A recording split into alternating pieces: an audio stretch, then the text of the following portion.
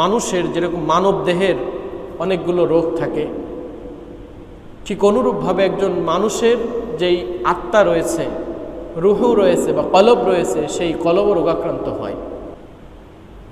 মানব দেহের রোগ যেরকমভাবে কিছু মৌলিক রোগ আছে, কিছু শাখাগত রোগ আছে। যেরকম মানব দেহের একটা মৌলিক রোগ হচ্ছেন ডায়াবেটিস। ডায়াবেটিস যদি কারোর হয় তাহলে সে ডায়াবেটিকের কারণে তার দাঁত নষ্ট হয়ে যায়, যৌন ক্ষমতা হারায়, কেটে গেলে সেই ক্ষতটা সারতে দেরি হয়। এরকম একটা ডায়াবেটিক মৌলিক রোগের কারণে মানব দেহের বিভিন্ন সমস্যার সৃষ্টি হয়। তো ওই মানুষটা যদি তার ডায়াবেটিক সারাইতে যে শাখাগত রোগের কাছে সে দাঁতের ডক্টর দেখায়, যৌন ক্ষমতা ফিরে পাওয়ার ডক্টর দেখায়, তো তার যথাযথ ট্রিটমেন্ট হবে না।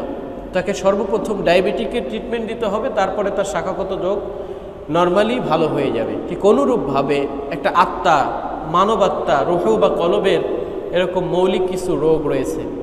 একটা রুহু মৌলিকভাবে 4টা রোগে আক্রান্ত হয়। তার 1 নম্বর হচ্ছেন তাকাব্বুর তথা অহংকার। একটা মানুষ যদি হিংসা তার ভিতরে পুষে রাখে তাহলে সে মারাত্মক লেভেলের ক্ষতিগ্রস্ত হবে। হিংসা দ্বারা না হিংসুকের রিজিক বাড়ে। আপনি যদি অন্যকে হিংসা করেন তার কোনো ক্ষতি হবে না, কিন্তু আপনার অনেক বড় ক্ষতি হয়ে যাবে।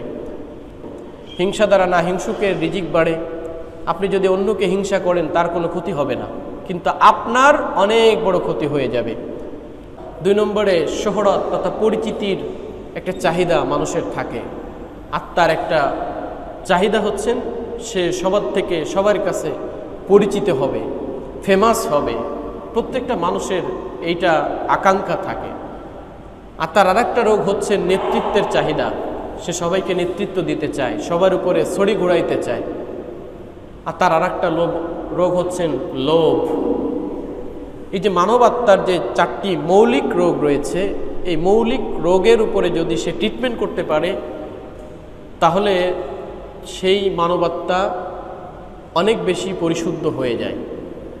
সম্মানিত উপস্থিতি, এজন্য এই যে 4টি রোগ কেন সৃষ্টি হয়, আমাদের যে মানব দেহে রয়েছে, এই মানব দেহের যে সৃষ্টির উপাদান রয়েছে, সায়েন্টিফিক মতে মানব দেহ সৃষ্টিরও 4টি উপাদান আছে।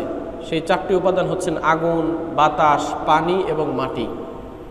এই প্রত্যেকটা জিনিস তথা তাকাব্বুর অহংকার এটা আগুনের সাথে সিমিলার। শোহরত তথা পরিচিতি এটা বাতাসের সঙ্গে সম্পর্ক রাখে। নেতৃত্বের চাহিদা এটা পানির সাথে সম্পর্ক রাখে, এবং লোভ এটা মাটির সাথে সম্পৃক্ত রাখে। আমরা যদি সামনে একটু